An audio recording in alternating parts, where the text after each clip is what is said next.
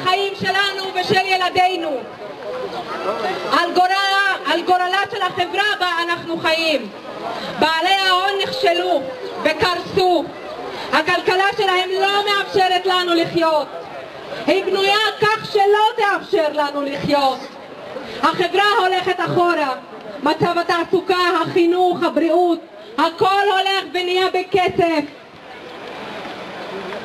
והרווחים רק משתוללים. האבטלה בעולם גואה, הבורסה בוול סטריט חוגגת. על מה היא חוגגת לעזאזל? על דמנו ועל נפשנו. אנו לא ניתן להם להמשיך את החגיגה, לא בשמנו ולא על חשבוננו. היום אנו צועדים כדי להרים את קולנו ולתת ביטוי לעבודת השטח הענפה שארגון מען מנהל בכל ימות השנה.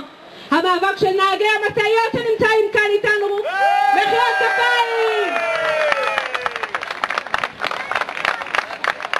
המאבק של עובדי המחצבות מקצה לצלעית, מחיאות כפיים. פועלות החקלאות והנשים הערביות, עובדי החפירות ברשות העתיקות, מרצים לאומנות במכללות, כולנו עם אחד.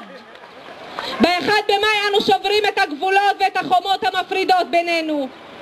ביום הזה קיבלנו מתנה גדולה, ההודעה על קבירתה של תוכנית ויסקונסין האיומה.